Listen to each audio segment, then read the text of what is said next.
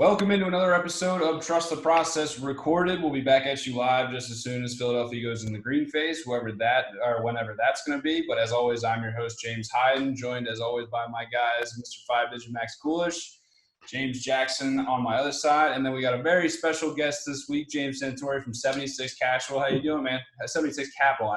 My apologies. All good. It's great to be here. Thanks for having me, guys. Excited to talk some sports. Man, we're very excited to have you. So this week, it's been a little bit tough because we got a bevy of news incoming even within the last 5 minutes. But we're going to do our best to focus in on what we think are the most relevant topics for everybody.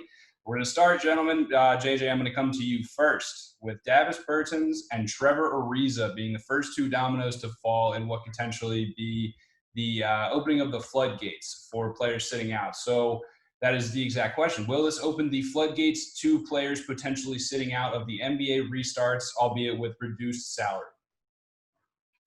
No, because I don't think this should surprise anyone that we're starting to get players, saying they're not going to go to Orlando and starting to sit out and sacrifice the NBA season. There were players outspoken even before there was a deal or plan to go back to play in the NBA. We already saw players were already apprehensive about going back. Joe Ingles said he might not leave home. He might stay in Australia until next season. So, this shouldn't come as a shock. This shouldn't cause people, to fret and to really worry that some players have already said that I don't feel comfortable going, because we knew some players were not going to feel comfortable going. Adam Silver had already expressed that it's okay for players to go. There was a plan to have salary cuts if they decided not to go. So, no, this shouldn't open any type of floodgates. Some other stuff should be more worrisome than Davis Bertens and Trevor Ariza deciding not to go to Orlando. Max, what's your take? So I don't think that – I hate to say it because this comes across as I don't want to sound inconsiderate. I think there's any two guys that could be their situations could be less impactful to other players. And I don't want that to sound mean or anything, but if you look at these two guys individually – Bertens is coming off multiple ACL injuries in the last 3 years, and he's had maybe the best season of his career this year, and he's a free agent going into the summer. That's a business decision through and through. I'm sure there are other people that are going to sit out due to being, free agents or not wanting to risk long-term injury. That makes sense. But I don't think anyone else is really at the point where they're having a career year after coming off two potentially major setback career injuries career-wise. When it comes to Trevor Ariza, his reason is much more unfortunate in a sense, because from how I understand it, the way that the Woj and the other NBA beat writers have reported it, it basically seems that he was told by ex-wife, ex-girlfriend, someone that he has a child with, that in a custody case that's ongoing, that he can either go to the NBA restart and lose custody of his kid, or spend 6 weeks an amount of time that would coincide with the restart dates. So, that's a pretty simple choice for him to make. He's been in the league long enough. Trevor Ariza has been in the league long enough, and he signed his fair share of contracts over a couple of different teams. He's not a guy that is, struggling for money. Is he a guy that's, LeBron or Kyrie tier that's swimming in endorsements? No, but is he someone that maybe doesn't have to consider the financial side as much as other people? Probably. So I would say that while those two guys are both solid role players for their teams, neither one is last guy on the bench, but neither one is a star or an all-star by any means. I think that they're in a nice spot where, maybe their situations will help people feel a little bit more comfortable with sitting out if they're on the fence. But I can't see from their specific situations anyone in the NBA being you know what, Trevor Ariza is sitting out for the right reasons. I'm gonna join him in doing so. You know what I mean? I do. And I'll agree. If Davis Bertens is your benchmark, you might want to find a different benchmark. But, James, I'm going to throw the same question to you. And I got to tell you, man, if you disagree with either of these guys, don't be afraid to tell them why, interject, tell them why they're wrong, throw it in their face, all right? Yeah, JJ's wrong all the time. Don't worry about it. Max couldn't wait to say that. He literally was waiting so long to say that. Yeah. Early bird gets the worm. I beat you to it.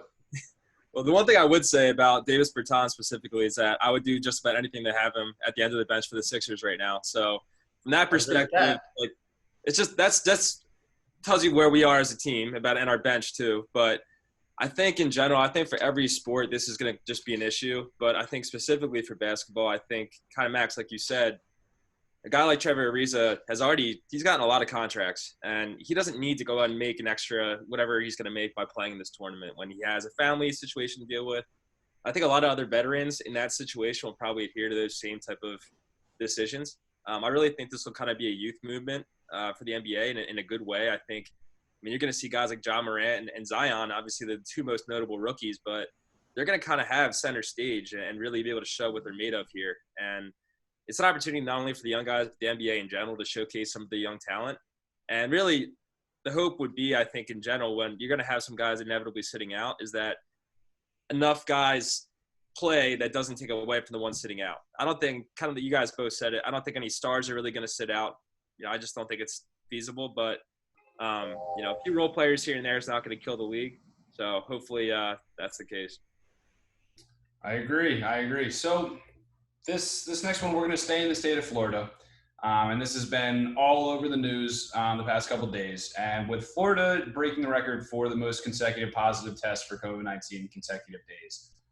That's really not – well, I'll say that it was not a surprising headline to hear. I think we all kind of felt that that same trajectory was coming for Florida based on how they handled this. But Orlando and a couple other cities in Florida were being talked about for 4 months for being the hubs of reopening, whether it be spring training for baseball and then being the site for the reopening of the NBA and their playoffs. So, Max, I'm going to come to you first with a question. With how many positive tests Florida has, is this really going to affect the NBA restart? Like, how deeply is this going to affect the NBA restart? I mean, I think that this could very well be the single biggest swaying factor, right? Like, as if the last couple of weeks for the NBA haven't been filled with enough uncertainty as it is.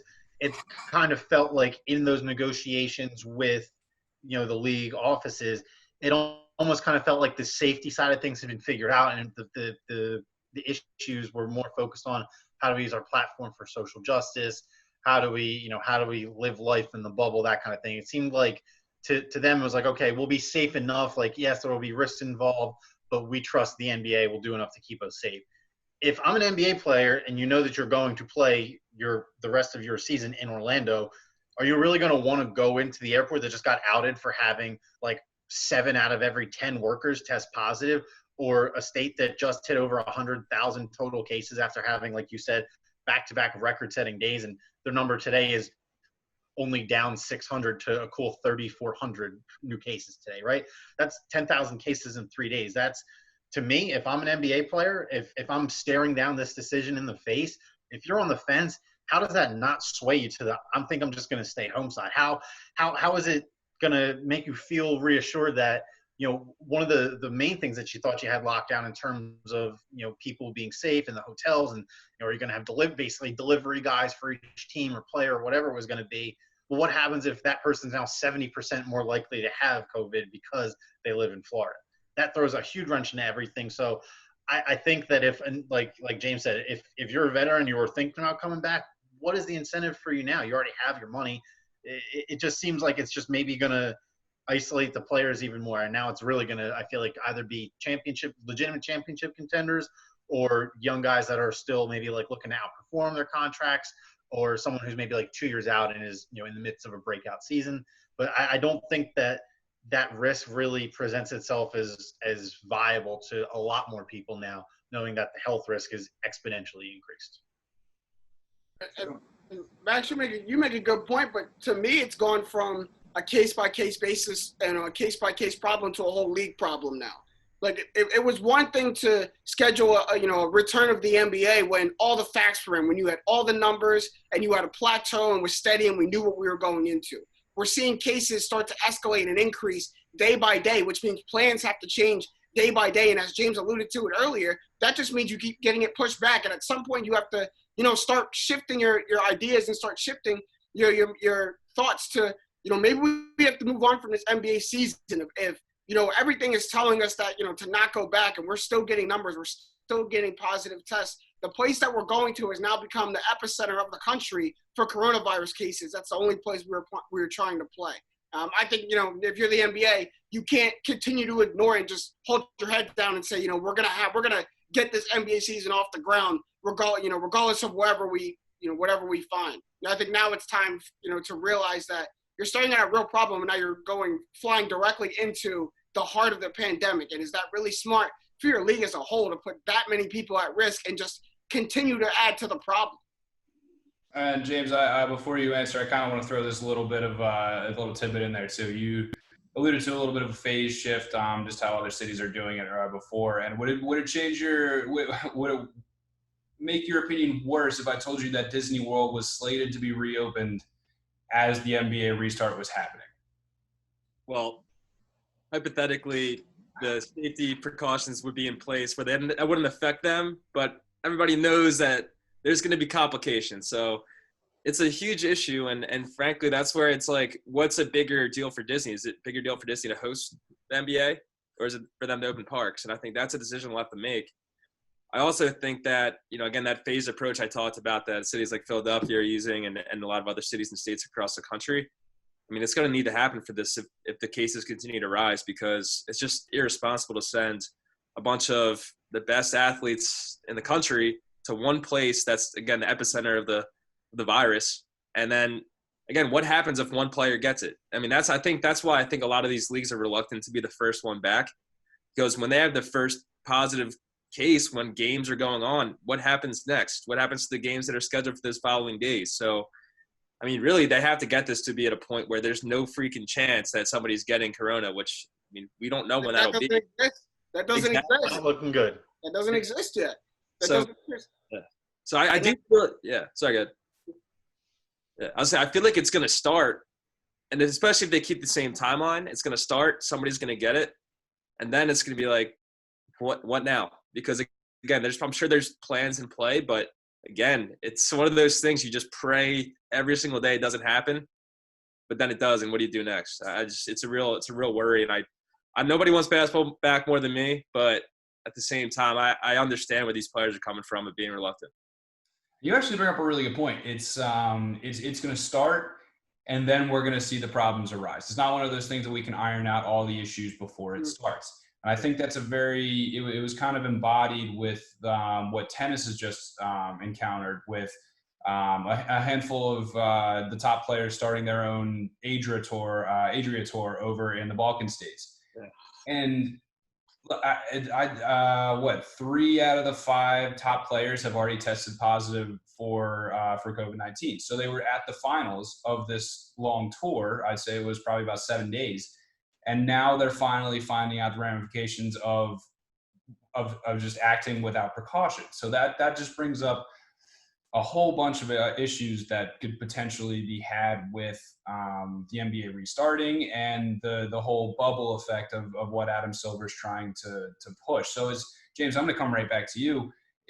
Are we really expecting anything different than pretty much what test case that tennis has literally just laid out in front of us? And again, I think it's you hope that the safety precautions are better. I mean, that's really all you're banking on there. You're hoping that the R&D that went into looking at what the best possible resources are. I mean, I know they're wearing the rings. I forget what they're called, but they're supposed to kind of be able to predict the symptoms and predict maybe having corona. So, but again, they didn't have those 6 months ago when the coronavirus wasn't a thing. So all of a sudden now you're throwing out these rings that are somehow magically going to give you your symptoms, but nobody's really had them for longer than X amount of months. So it's also risky. And I think that's the biggest thing is if the NBA is okay with this risk, I don't know what their insurance policy looks like. I'm assuming it must be really damn good for them to even think about doing this. I would imagine. Yeah, again, I want it to happen. I think it can happen, but again, the preparation needs to be there for when something goes bad because it's bound to go bad. I mean, do you go into a storm? Like, do you drive right into a storm at the heart of it when it's its worst, or do you wait for the rain to calm down so you can see where you're driving? I don't understand. Like, we're getting thousands and thousands of cases. Max just rattled off numbers that equaled 10,000 cases in 3 days, which means this is not calmed down. This is ramped up in the only place that you're trying to go. That should cause you to at least stop. You got to look at the Doppler radar.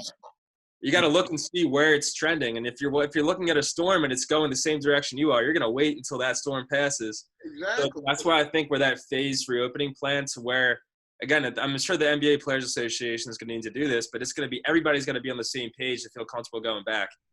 And again, that's never going to happen. We're 100%, unequivocally agree, but it's got to be close. And you got to have LeBron, KD, you have all the superstars they're the ones that speak for the league, and that's why they're on the, that's why Chris Paul and, all those guys are on the board of directors, and they're making the decision for the players there. So, Max, talk to me. Tell me what I should expect. Am I expecting anything different from the NBA than what I just saw from the ATP and Novak Djokovic? Probably not. I mean, it's just, yeah, Max, jeez. I'm sorry, I really am. Like, you see it with baseball, like with all the spring training and in baseball happening over the last couple of days. It just seems unavoidable, and it really just feels like it was just like it feels like if we just as a country just got out ahead of it more, like we didn't start lockdown until March, like the middle of March, like right? What would an extra couple of weeks at the beginning of that done? You know what I mean? So it's all in the past. It's all, hindsight's always 2020, obviously, but we as a society just seem to be maybe a little bit impatient for things, and that's kind of biting us in the ass. Yeah. All right. Now, Max, you bring up a good point. And this is a side question. Are we ever going to find out who the players were on the Phillies that tested positive? Or is this like, did the Zeke thing, the whole breaking HIPAA, are we never going to find out? I feel like some people, I feel like we won't probably ever find out all of them, but I would be shocked if no one comes out and was like, yeah, I was one of those people who tested positive. I won't air out anybody else, but, I feel like if I, come out and say that it was me and put a name and a face to one of these, confirmed cases, maybe that will help one person take it more seriously. And that is the kind of thing that can just add up. I don't think we ever find out who it is, but I do think the Phillies are like crossing their fingers as hard as possible that whoever they are, they all make a full recovery so it never comes out. And, they start looking like the Sixers medical staff where they're hiding stuff from fans. Well, the Sixers had 4 positive tests too. We never found out who they were. Now they were players, coaches. So Philadelphia sports medical staffs are just tip of the top, aren't they? I mean, come on. I'm all for dumping on the medical staff, but I don't know if we can drop the pandemic card on them too. We can and we will. And I honestly, I want to be the one to start. I want to be the one to start the Protect Larry Boa train. So if we can get that trending, we just need to save that man. So we're gonna switch a little bit of topics. This has been one of the more important, but unfortunately overshadowed storylines of the past week or so. Everything that's going on with NASCAR and Bubba Wallace being their only full-time driver that is black. James, I'm going to come to you first. How much of a problem does NASCAR have on its hands with its most recent scandal? And the fact that I have to say most recent is disgusting, in all honesty, with what happened with Bubba Wallace in his garage and his locker room. To be quite honest, I'm just going to keep it completely honest. They have the biggest problem any sports league has had up until this point of, leapfrogging whatever's happened in the NBA with Donald Sterling, leapfrogging whatever's happened in the NFL with not understanding why Kaepernick was dealing and not protecting him. They go right to the forefront of the worst that's to happen in any of the sports leagues. And I think why it's such a big problem is because I think it brought to light an issue that was unspoken in NASCAR. Something that people kind of knew, but it was never tangible, so you could never prove it. And it just became tangible. It just became tangible. And off camera, James said something that's very true, not to steal, your thunder, James, but, he said this might be the worst thing, that I've ever seen, in my lifetime, non-related to sports or related to sports, whatever. This might be the worst act I've ever seen. And, it's something that regresses a society back to, the most hateful time in our nation, when this was a normal act to be doing. And this isn't stuff that was just done by the fans. So this is something that you have to have access to get into his garage, into his locker, into his personal items. You have to know where you're going. This isn't just the average fan that stumbled on and did it. So the fact that it's inside NASCAR is terrible. And then going back to flying the Confederate flag in that ban, NASCAR really has to check itself and really has to, do some internal investigation as a league.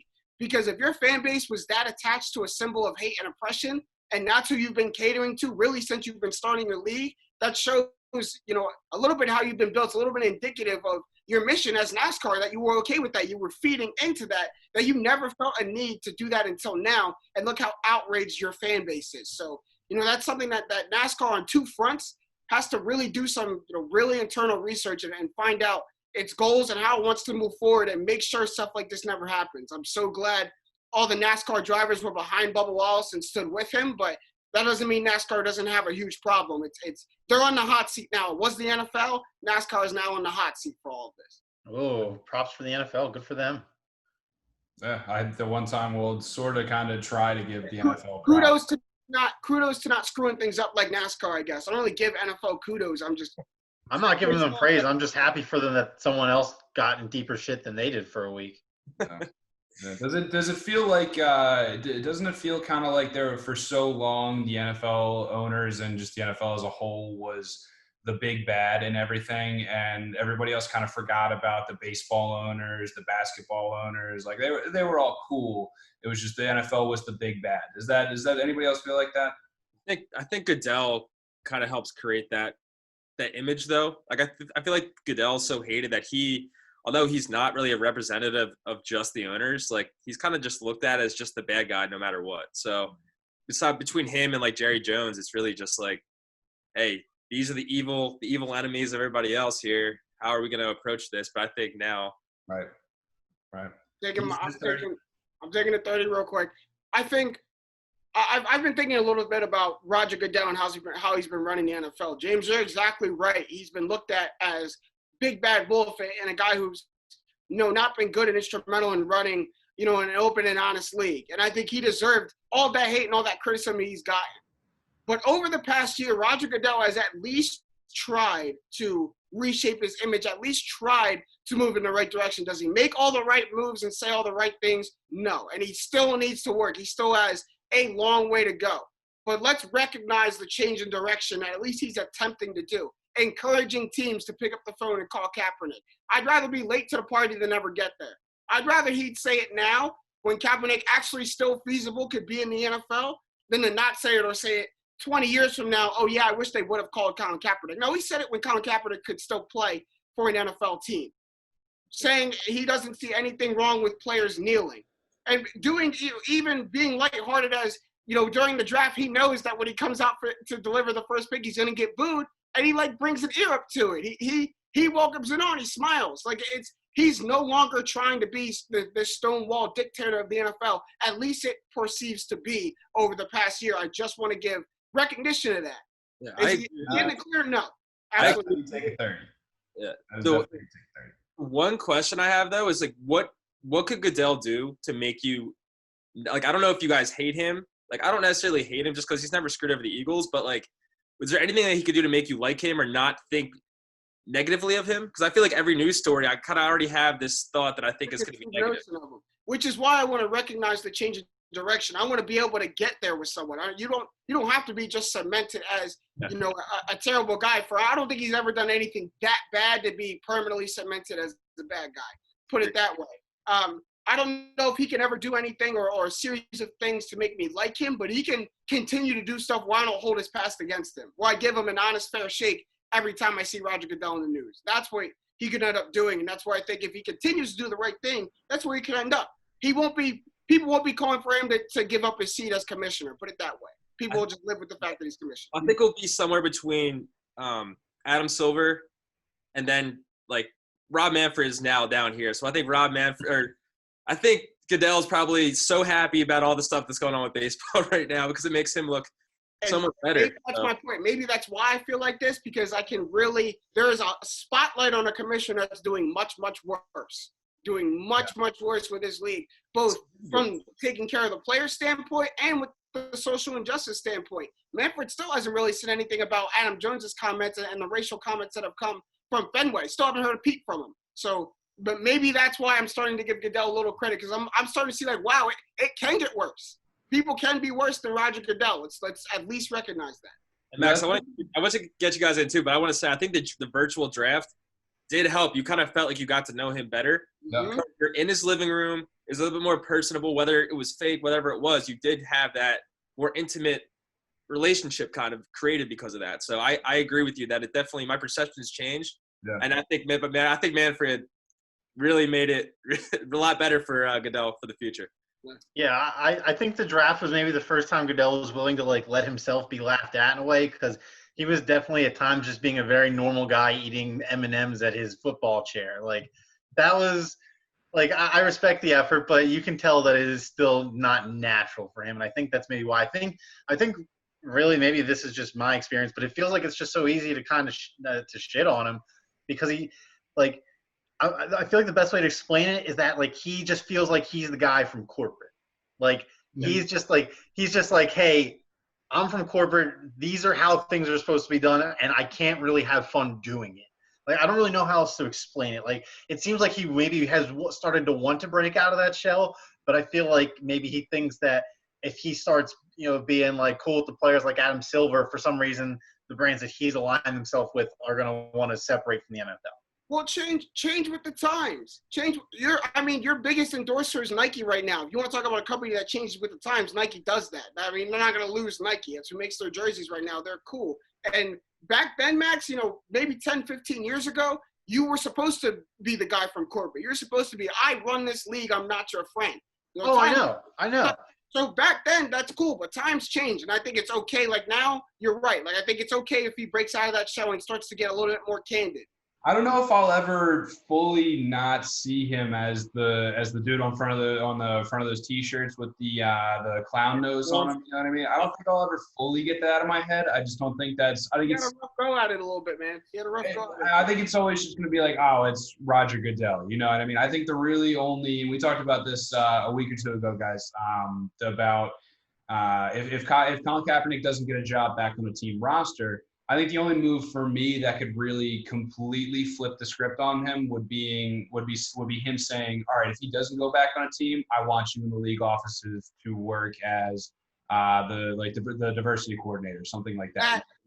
That's the kind of thing that will make me not hold his past against him. I think that for me, that'll put him there. That'll put him there. Script, but other than that, I think it would be more of a I acknowledge what you're doing, but that's Roger. You know what I mean? It's whatever. James, I let this get way off track. I'm gonna throw this back to the original question with you, and just tell me how big of a problem NASCAR is looking at and is staring down the barrel of. Yeah, it's one of the most despicable thing I've ever seen, during my lifetime, and it's just honestly sad. I don't know if there's any other way to put it besides just I can't imagine what he had to feel when he saw that. First off, again, I think somebody said evil was what the person who put the noose in there. Evil is the only way to describe that. I mean, that's just not a normal human emotion or human act to go do something like that, to inflict that kind of pain on somebody else, especially during these times. So, I mean, I just think the only positive, if you want to say any positive came out of it, was the collective speaking out against it from all the drivers and all them all coming together. I think that was a big moment for NASCAR. But now the next step is the biggest part. So what is going to happen next? Where is the unity going to come from? What are we going to do to erase this? Again, this is going to be a black mark forever where it's against the league, where this is good. Again, this is the worst thing that's happened in pro sports since the civil rights era. So what happens next? What can they do? What can make it better? I don't know if anything can, but they have to do something radical to make sure that this doesn't happen again, and also take swift action against the person that did this awful act. So it's just unprecedented. It's awful. It's sad. And I just really hope that they just have people can come together as a result of this. I think that's the only positive that can come from it. And I will say this, James, what you said brings a really good point to my mind. What you said is a really good point, and it brings a point to my mind is, as bad as this is, NASCAR has a huge opportunity right now to do what Roger Goodell is trying to do in a much bigger sense and pivot, right? And take this chance and take this opportunity in bad to move towards good, if that makes sense. Get all of that hate out of your sport. Yes, you've run like that until now. Recognize how bad that is. Don't try to sweep that under the rug, but use this as an opportunity to get all of that out of your sport and move towards it. You can still have just as good of a NASCAR league without racism in it. I promise you will have just as good of a product without racism in it. And now's the time to do it. Now's the time to get that out. Maybe there wasn't an opportunity. I won't say there's always an opportunity to get it out, but maybe it wasn't as easy to weed out the bad or easy to see where it was. Weed out the bad from your sport. Now you do. The snakes have reared their head from the grass. Get them out, and now you can move forward in your sport. And I'm not a NASCAR historian or anything, but I'm pretty sure every sports league has had a peak of something like this happening that causes radical change to better for the future. Mm-hmm. Unfortunately, and somehow it took this long for that to happen in NASCAR. But again, it had to happen. It's awful that something like that has to happen to make people realize.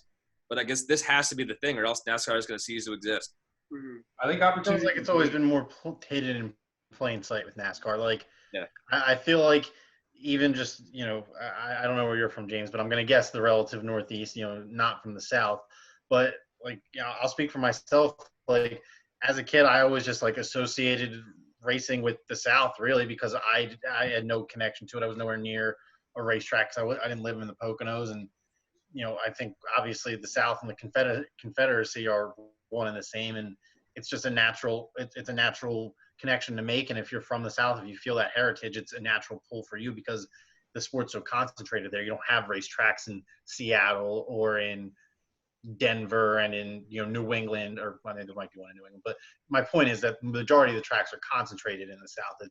It's much more accessible to one secluded part of the country as opposed to everyone all over the place. So I think that it's it ultimately comes down to the bottom dollar for these businesses. And it got to the point where NASCAR, thankfully the bubble burst on them before they burst the bubble, or maybe I'm saying that backwards. Basically, this could have been significantly worse if it happened before all of this social injustice stuff came out over the past couple of weeks. If this was its own story in the regular world, this would be catastrophe, chaos, and just absolutely a nuclear bomb on NASCAR. I think I think you said I think it was JJ who said it, the opportunity. Excuse me, opportunity. I think opportunity is a great word, and it's a damn shame that it took this this level of kind of just like you said evil to bring about this opportunity. But when would we have seen Alvin Kamara at a NASCAR race? When would LeBron James have been tweeting support for a NASCAR driver before any of this? You know what I mean? Like, as terrible as this is, and I give Bubba Wallace all the credit in the world for how he's handled this, the way he's portrayed himself, him and his team. I give all the drivers credit who pushed his car to the front of the starting line at Talladega today. But hey, you know what? If we look up and in 5-10 years there's 25 Bubba Wallaces on the track of Talladega, I think we came out of this. We progressed. That's what that is. I think that's a great thing. But that was a hell of a main event right there, guys. So that was awesome. We're gonna move into halftime. James, I'm gonna toss it over to you to give us a couple words on 76 Capital. Sure. Yeah. So I'm the chief of staff at 76 Capital. We're a sports tech investment firm, so we focus on esports, sports betting, and then general sports tech. We focus on early stage investments in that space. So we're really trying to find companies that disrupt the sports industry, that are going to disrupt the future of the sports industry. So that could be anything from, data and analytics, fan engagement, to different media companies. And really the goal is to find really smart and nice entrepreneurs that are going to change the world and that really want to disrupt sports and change the way we view the game, play the game, and everything in between. So for me, it's really cool to be able to come and talk on a show like this and talk about the normal sports world and have my fandom come out. But because most of my side is really focusing on how to actually change the game when I'm watching a game or if I'm playing a game. So, a lot of the companies we invest in have, they're all in the sports space, so they've been able to succeed during this difficult time. And it's a real testament to our team for finding the right types of companies to invest in, and also all the entrepreneurs we invest in that have been able to withstand this. But I mean, we have some companies like Diamond Kinetics is a baseball tracker. So it's either baseball or it's in a bat. It's allowing kids to really stay on top of their game when there's really nowhere else to go. So they could do it in their backyard, they could do it at home, wherever it is, and be able to try to get to that next level of whatever their goals are. And we also have play-by-play broadcasting camps, which is doing a virtual camp this summer for kids that aren't able to go to their physical camps that they usually are. It's a way to learn about broadcasting, talk about sports, do this type of thing with a bunch of your peers virtually. So go to play-by-play sports broadcasting camps on Google them, sign up for the virtual camp. It's a really good way to have your son or daughter go talk about sports and get out of your hair for a little bit during their work days. And also a really fun way for them to talk about sports and help build a career in this industry. So, thanks again for you guys for having me on. You guys are awesome. Oh, we appreciate it, man. So I got to ask, is there a way, if anybody who's watching this, if they or a family member have an idea that are going to break sports as they know it, is there any way to get in contact with you? Absolutely. You can email me at james@76capital.com. It's all spelled out. So no hyphen, none of that. Just 76 Capital is the email there. And then follow us on all of our different social medias. So it's at 76 Capital, at 76 Capital, I should say, on Twitter, and then at 76 Capital, all spelled out on all their social media platforms. And we actually have a leadership series that we do every Wednesday and Sunday at 7 p.m. EST. We have NBA players, NFL players, agents, entrepreneurs, anybody that you want to hear from. We have them on the show to talk about their careers, where they're at currently, what they're doing during this time, and where they see the future of sports going. So it's really insightful conversations that we have, and it's been something that's been really fun for us to be able to do and change the way we operate during this time. So again, I appreciate you guys having me on, and I hope everybody can tune into the leadership series too. Of course, we're going to put a link to that down in the show notes. So if you or anybody you know is interested in that, or you think you think they should be talking to James, of course, follow that link down in the show notes, and hopefully James is going to come back on in a couple months and tell us about how some of these people have breaking the sports world, right? Yes, sir. That's the whole goal. Perfect. So that's, again, we'll put those in the show notes, so give that a click. So now we're going to move on to the second half, which is rapid fire, guys. Everybody knows the rules, but I'll say them again because we don't usually follow them.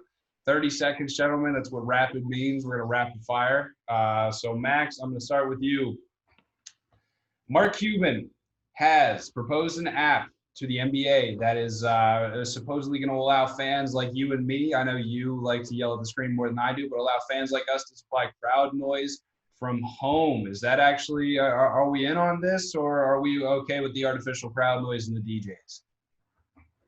Both. Like, I'm totally cool with the artificial crowd noise personally. Like, it doesn't affect me as a viewer at home. I kind of like it. It feels more natural as opposed to things being dead quiet.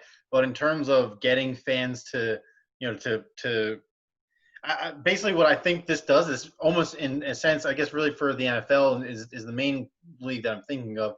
It almost re-enables home field advantage, right? Like, there's going to be a clear difference should this ever take off for the NFL. Like the NBA, it'll be a little bit different because you're playing in a neutral site, but for all accounts, the NFL still plans to play in their own home stadiums this year. So I think that almost in a way, revamps the home field advantage, because now if you're a team that has a super following like the Eagles, in a way you can almost get more than the 70,000 people your stadium holds making noise, right? And in theory, if you have 1 million people submit on this app, you just mash all of them together, and you figure out a way to not destroy your stadium speakers by playing it. But in theory, you could have an infinite number of times the amount of people you could actually hold in your stadium. Unfortunately, on the other hand, maybe not great news for teams like the Chargers, or the Jaguars, or the Redskins. But, that's not my problem. That's ownership of their team's problem. So I'm all for it as a fan of teams that don't have, dead fan bases, that have active fan bases. I think it's only a positive for teams like the Sixers, or like the Flyers if it goes NHL, like the Eagles if it goes NFL. Whatever league it does, I think Philadelphia is a great city to model after, what the potential benefits can be. I really wish I had a virtual bell for you, man, because this all 30 seconds. Yeah, you called me out in the beginning. I said time. If Max doesn't hear it, I'm gonna yell time this time. Honestly, I didn't even see your thing. You didn't even see your thing light up. Oh, whatever. JJ, 30 seconds. Go. If I have to count in the background, I will. I mean, but I'll put it this way: don't do it if it doesn't sound real. If it doesn't add actual effect and add anything to the game. Don't do it just to do it. Don't do it just to pump artificial crowd noise in it. Don't make a situation that already seems different even more different from the fact that you're hearing this like white noise, and then you look up in the crowd and there's still nobody there. Like, don't do it just to do it. I think these players have kind of come to peace with the fact that they're not going to have fans to try to rush and do something now just for just to try to check that box and fill that void. Like, to me, it doesn't really do anything for me. I like it. Now, James, as the all-powerful moderator, I'm going to lift the 30-second time limit, because what I'm just seeing is now you're an advisor for a company that does this. What's this about? Yeah, so actually, as of last week, I became an advisor for a company called Hear Me Cheer, and this is exactly what they do. So they're actually already implemented within ESPN right now for top-ranked boxing. So they've been a way to kind of be able to pump this noise into the – again, especially for a boxing match, does not sound the same if you don't have any sort of crowd noise there. You need the oohs and ahs, that type of thing. So they've had great the numbers have been great. The analytics have been great thus far because people like to hear that noise. It doesn't work the way, like, it sounds practical, but it's more than just if I'm sitting at home, I'm going, ooh, whatever the noise I make is. It's not like you hear the collective oohs and ahs, but you hear the ups and the downs of like a simulated crowd noise. So it does work. It's just different than you expect. It's like I'd say it's way better than like an NBA 2K crowd. It's way better than a video game crowd. It's not exactly completely realistic, but it does give you that, especially in a close game. Like if you're watching the NBA and you're watching the playoffs, you want to hear that. I mean, the Sixers-Raptors game, worst day of my life last year, but Kawhi shot. But hearing that crowd in the fourth quarter that's what you remember when you look back at games. So to have something that at least can try to mimic that up and down, I think is important to have, and I think it will be successful. And who knows what the landscape of sports is going to look like the next few years. With who knows how bad this will be and how long it'll last. But I mean, it's a great time right now to start figuring this out. And I think honestly, this type of technology can also work in video games because I never understand how you can have video games with the graphics that are so damn good, and then the worst crowd noise, the worst like graphics for the crowd. They all wearing the same 3 shirts. Like I never understood that. So I think there's a lot of applications for this, and I do think it's something that you have to hear it to really understand it. And it is going to be successful. There's probably going to be 2 or 3 of the companies that'll be successful, but it'll be a new part of sports, I think. That's wild because I was literally exactly judging this off of the 2K crowd. That was what I had in my mind, and it wasn't going to work for me being like that. Yeah, and 2K crowd's fine. Like again, if you're playing 2K, you probably aren't paying that much attention to it, honestly. Yeah. But you're also playing the game, so your focus is taken away from watching because you're playing. That's where your thought process is going. So if I'm watching the Sixers in the playoffs, all I'm focusing on is that game, and my heart races as soon as the crowd's heart or their voices start to get louder. So that's all I think fans look for. I mean, I know Big Cat on part of my take, he talked about a few weeks ago before the Bundesliga came back.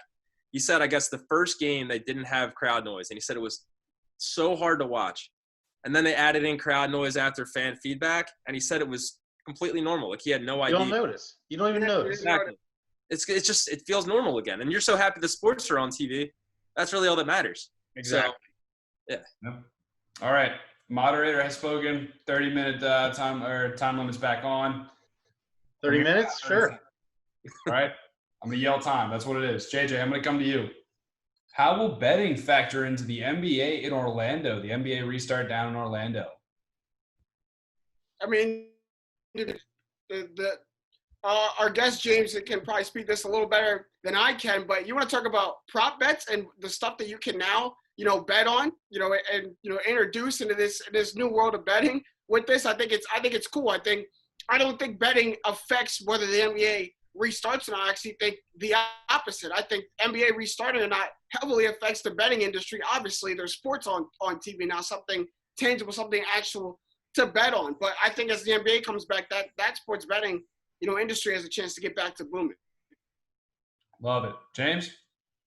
Yes, the sports betting stocks are actually up 80% over coronavirus, which is insane. If you think about how that's possible with all the lack of sports, it's the anticipation for sports coming back is what's driving that. So the NBA coming back is going to be huge for sports betting. It's going to be great for prop bets. The games will be on all day. Same with NHL. It'll be on all day. You can bet on the games. It'll be fun.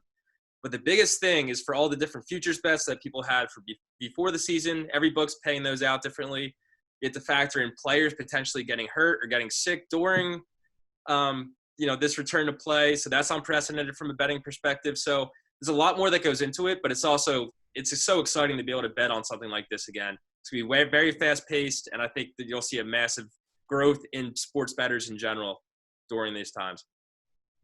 Well, I'll tell you what, I bet on ping pong for 3 days straight when this whole thing started. So I'm looking forward to it. Max, how big of a factor is betting in the NBA restart? I mean, I don't think it'll impact the decision to come back one way or the other. I think that the NBA was kind of getting ready to maybe announce some sort of agreement with the sports book or something because of how many states have started to adopt it before all this happened, and how many were beginning the process to get a state gambling license so they can sign up, get DraftKings and FanDuel and Penn National and any other online betting websites on part of state state guidelines, because they've seen how well it's done in Pennsylvania and New Jersey. We were two of the early states to be like that second wave outside of your traditional big gambling states. PA and Jersey and Indiana were kind of maybe like the big three in terms of this next wave of testing, how it's approached and what kind of revenue it generates. It's been killing it in all of those states, no surprise. So I think that's maybe the biggest wrench in the NBA, is that they couldn't announce one of their fancy new partnerships. And I'll just say this: Vegas is going to make a killing, because they always make a killing at the beginning of seasons when people are coming off summers and teams are learning how to play together. There are some teams that are going to come out those regular season games and they're going to look totally different than they're going to in the playoffs. So it's going to be exciting times for Vegas if the NBA comes back. Hammer the under every time. Defense is going to be a lot better than the offense when it comes back at first. Oh yeah. Oh yeah. All right. So we talked a little bit. We did our weekly dissing on the NFL. We always have to insult them just a little bit every time we record. Now we're going to talk a little bit of football. And this one is honestly not a surprise to many people who actually follow football very closely, as we all do. James, I'm going to start with you with this one. Should the Eagles swing big? Are we taking a big hack? We already traded for Darius Slay. Are we doing another big trade for Jamal Adams?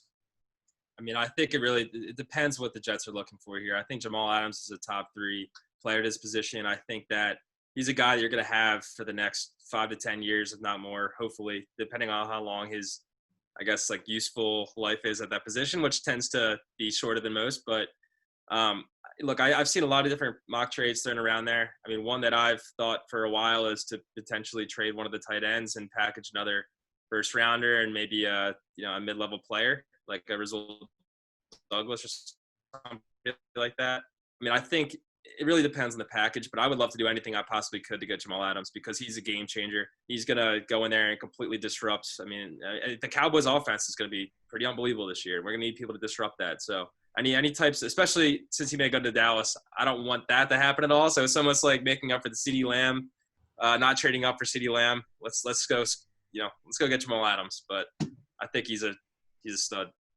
Love it. JJ, big trade. Are we swinging for the fence with Jamal Adams or not? Y'all shouldn't. Y'all did exactly what you needed to do for your secondary and for your defense in free agency and in the draft.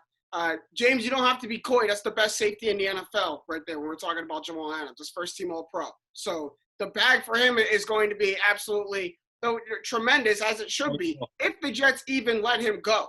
You can request a trade all you want. The team still has to trade you. And that is precious cargo. You're not going to settle for anything less because your team is still young. So if you do hold on to him, it's not like you're holding him to a sinking ship. You're holding him to a team who looks like they might be trending upwards pretty soon. So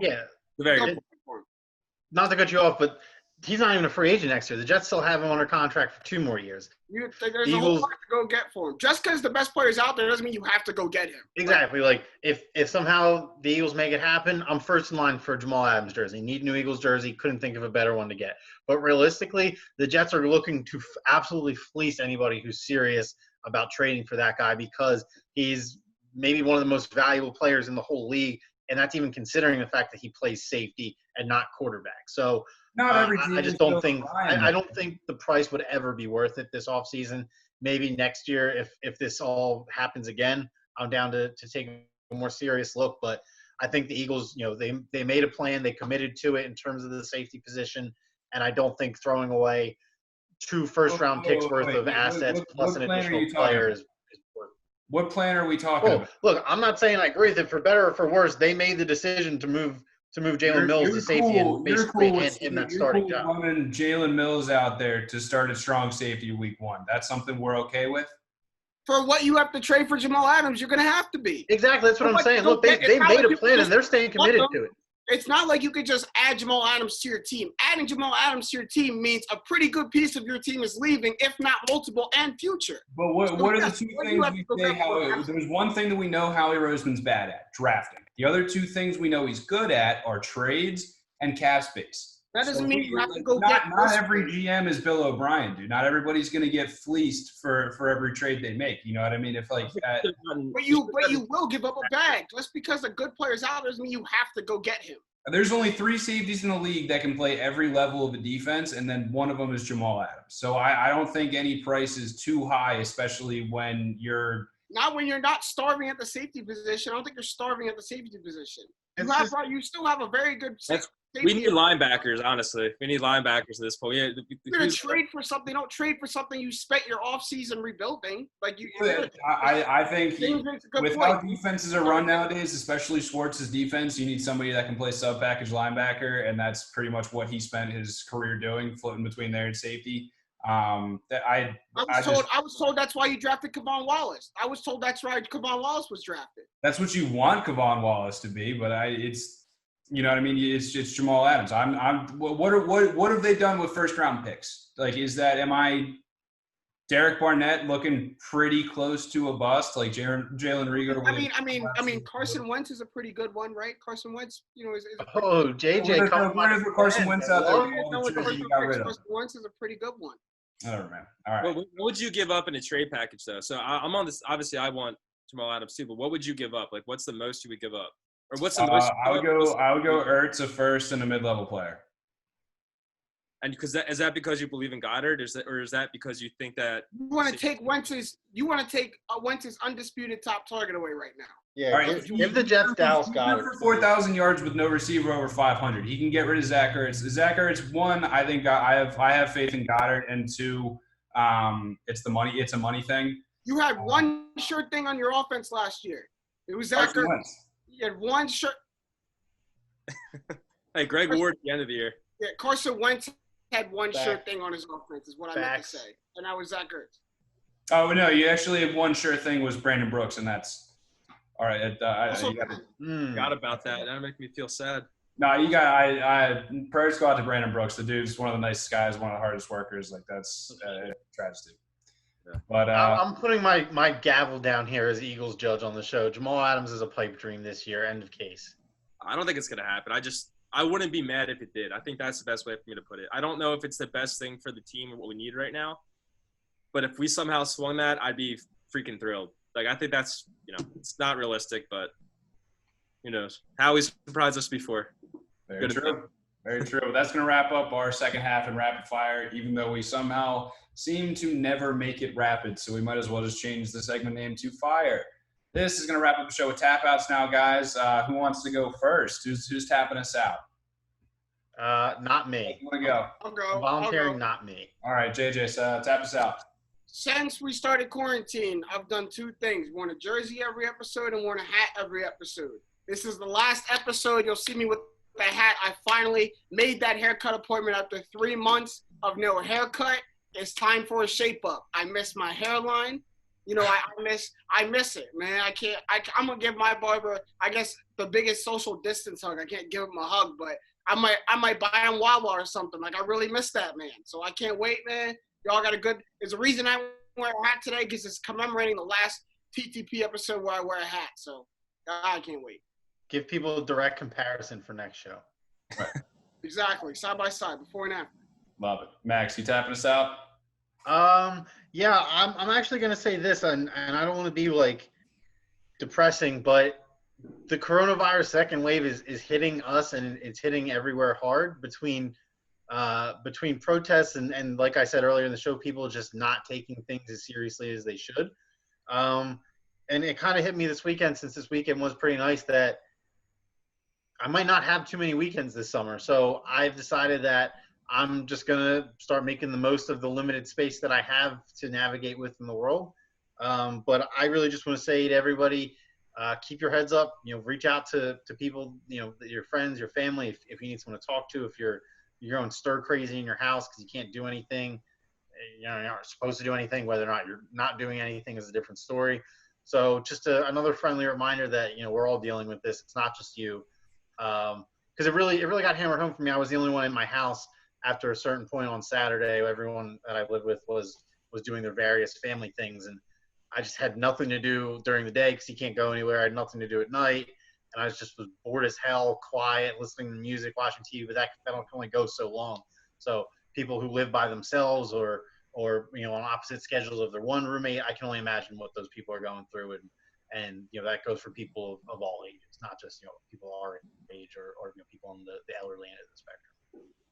Sir, James, what so tap outs? I told you there are, but you got a minute to whatever you want to talk about. Go for it. JJ, I feel you on the hair. Clearly, I let this go a little bit too long. Usually, it's crazy, but feel that.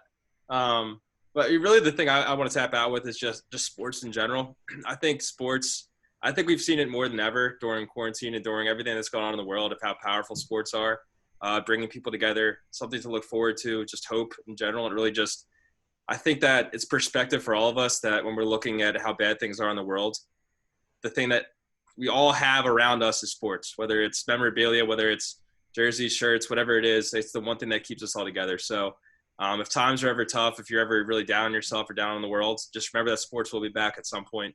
It's got to wait for it, and it's going to be well worth the wait. So don't get too down on it, and we'll be seeing the Sixers, and hopefully watch. The Sixers are going to win this, whatever you want to call this NBA coming back. There'll be an asterisk next to it. But I'm going to tell you what, I'll be on Broad Street, face down on the ground for 4 days in a row. This guy gets it. Right there. That's all that matters. That asterisk. Yeah. We don't care. We want it. That's cool. Flyers and Sixers are both having asterisks. I don't care. I'll be on Broad Street. The Flyers are bringing the cup back. It's going to happen. Flyers are bringing that cup. Established. I already got the tattoo.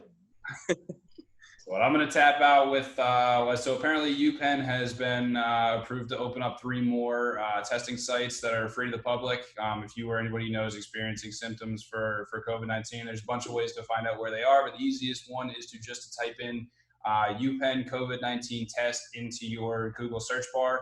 It'll come right up for you, the first or second link. So again, if anybody with all these positive cases with the end of the second or beginning of the second wave coming at us right now with everything that's going on, if you or anybody knows experiencing symptoms, again, it's free to the public. Just go into the Google search bar, UPenn COVID-19 test. So if that helps out anybody, good. But that's going to wrap up our show here on Trust the Process Live or recorded. Becoming live at you soon, very, very soon. But as always, we're brought to you by My New Philly, where something's always new and everything's always Philly. Thank you to James Santore for joining us this week, everybody. Again, links to everything will be down below in the show notes. Have a good week, Philadelphia. Keep fighting the good fight. Go Bears.